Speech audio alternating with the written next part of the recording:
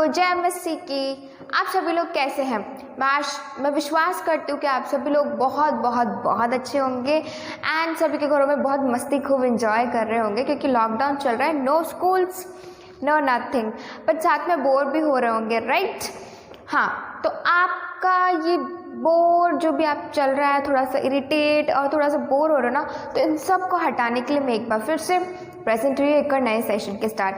And I am really very sorry guys कि मैं एक हफ्ते बाद, मैंने कहा था कि केन और एबल के पार्ट को हम लोग 2 पार्ट्स में डिवाइड करेंगे और लास्ट वीक मैंने कहा था कि नेक्स्ट वीक हम लोग सेकेंड पार्ट करेंगे। And I am really very sorry कि एक हफ्ता लेट हो गया और आफ्टर 1 वीक हम लोग एक दूसरे से मिल रहे हैं, but it's okay and really want to thank God कि एक हफ्ते बाद भी उन्होंने मुझे एक अपॉर्चुनिटी दिया ताकि मैं एक और नए सेशन के स्टार्ट एक नई बाइबल स्टोरी के साथ आप सबके सामने उपस्थित हो सकूं।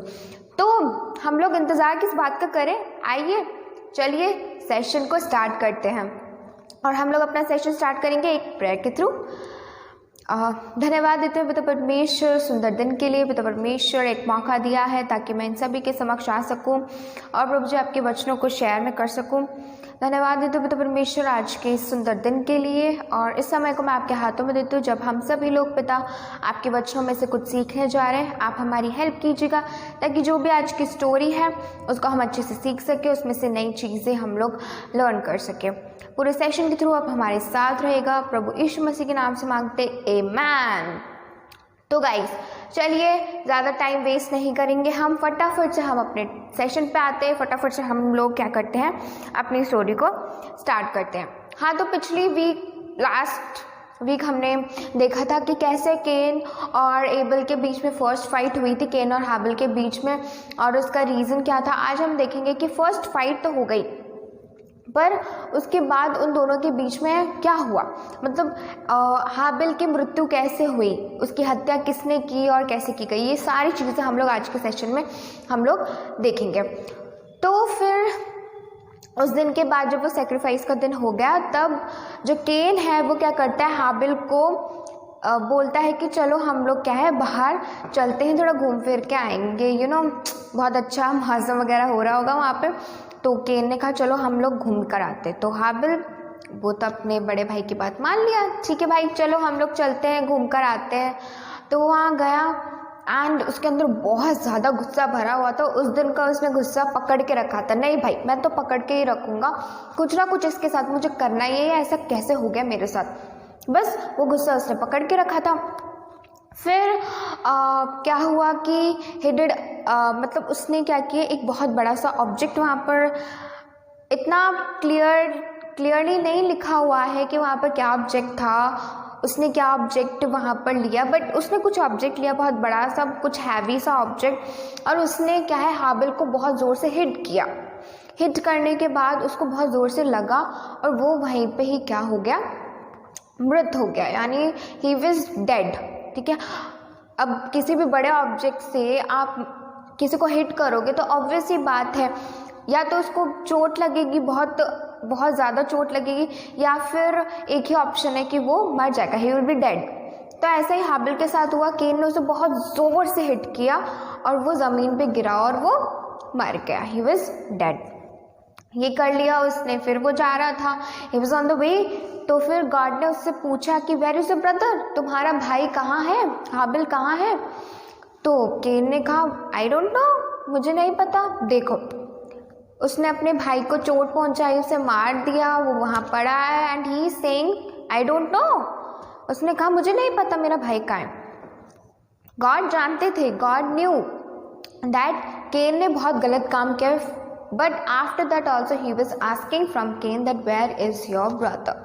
तब केन ने झूठ कहा, ही लाइड की, आई डोंट नो, मुझे नहीं पता मेरा भाई कहाँ है। क्या मैं, और ऊपर से ये भी कहते क्या ये सिर्फ इट्स ओनली माई रिस्पॉन्सिबिलिटी कि अपनी भाई की देखभाल सिर्फ मैं ही करूं। उसके बाद फिर गॉड ने कहा तुमने जो किया है इट वॉज वेरी रॉन्ग, ये पाप है, इट इज सिन, तुमने अपने भाई को मार दिया। And we all know the reason कि उसने अपने भाई को क्यों मारा। उस दिन जो भेंट में सब कुछ हुआ, गॉड ने हाबिल के सेक्रीफाइस को एक्सेप्ट किया but not the Cain, right. So उसके अंदर जेलसी फीलिंग, हेट्रेड और बहुत सारा गुस्सा भरा, तो ये सारी फीलिंग उसके अंदर भरी हुई थी और उसकी अच्छाई तो पता नहीं कहाँ चली गई थी। इन सब फीलिंग्स की वजह से उसने क्या किया, उसके अंदर थोड़ा सा पाप आ गया, और जब थोड़ा सा पाप अपने अंदर आता है वो हमारे ऊपर हावी हो जाता है ना, तब यही चीज़ होती है जो केन ने किया, ठीक है, उसने किया। तब गॉड ने उसे बहुत बड़ी पनिशमेंट दी, उसे श्राप दिया कि अब तेरा कोई घर नहीं होगा, एंड तुम्हारी जो फसल है, क्योंकि वो किसान था, ही वाज अ फार्मर, तो तुम्हारी फसल जो है वो अच्छे से नहीं होगी, ज़मीन उपजाएगी नहीं, ठीक है, और फिर तुम्हारा कोई घर नहीं होगा, मुझसे दूर रहो एंड ऑल। ये सारे श्राप उसे क्या है, परमेश्वर ने केन को दिए।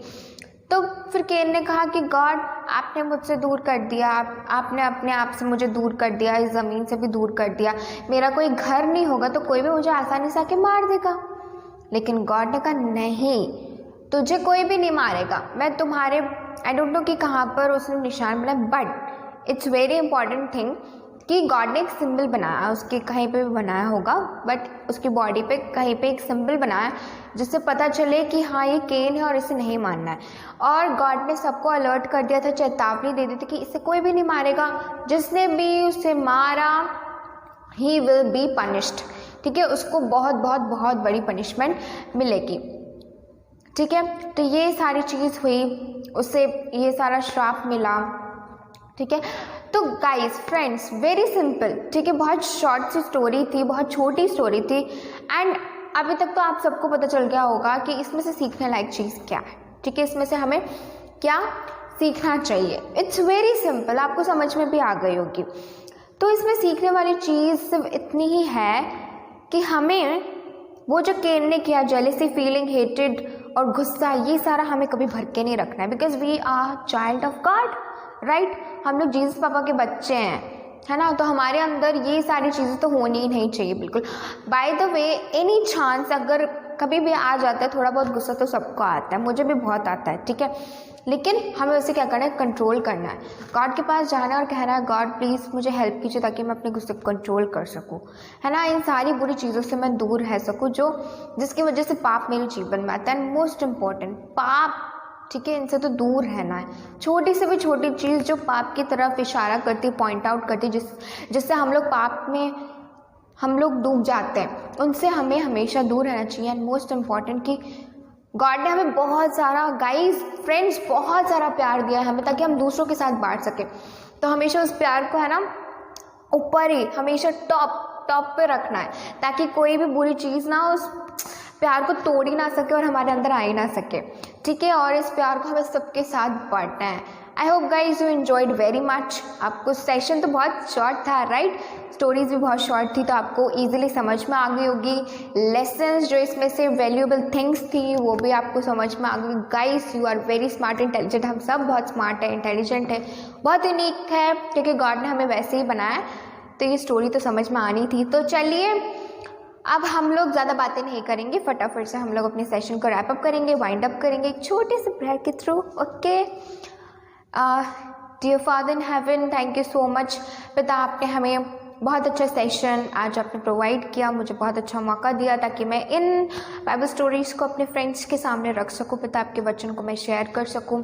बहुत सारी चीज़ें हैं जो आपने हमें बताई है। पिता परमेश्वर, हेल्प कीजिएगा। पिता परमेश्वर, जो भी आज हमने सीखा है हम उन्हें हमेशा याद रखें, हमेशा उन्हें हम मेडिटेट करते रहें, कभी भी ना भूलें। एंड जो भी थिंग्स आज हमने सीखी है, लेसन्स हमने सीखे हैं पिता परमेश्वर, उन पे हम लोग वर्क करते रहें। Thank you father. और मैं अपने आप को, अपनी फैमिली को, प्लस मेरे फ्रेंड्स और उनकी फैमिली को मैं आपके हाथों में रखती हूँ। पिता अपनी ब्लेसिंग्स, अपनी ग्रेस, सब कुछ हमारे ऊपर बनाए रखेगा। प्रभु यीशु मसीह के नाम से मांगती हूँ, आमीन। फ्रेंड्स, मैं क्या सोच रही थी कि हमने बहुत सारी बाइबल स्टोरीज़ कर ली, राइट। हाँ, बहुत सारी बाइबल स्टोरीज़ कर ली। And I got a thought, मुझे थोड़ा सा थॉट आया कि थोड़ा बाइबल स्टोरी से कुछ अलग करते हैं। तो नेक्स्ट वीक मैं आपके लिए एक नया सेशन लेके आ रही हूँ, something very special, something very different. इस बार हम लोग बाइबल स्टोरीज नहीं करेंगे, बट हम लोग कुछ अलग करेंगे। तो stay tune and wait for the next session. Catch you next week. Have a very blessed week. God bless you. Stay at home. Stay safe. Bye bye.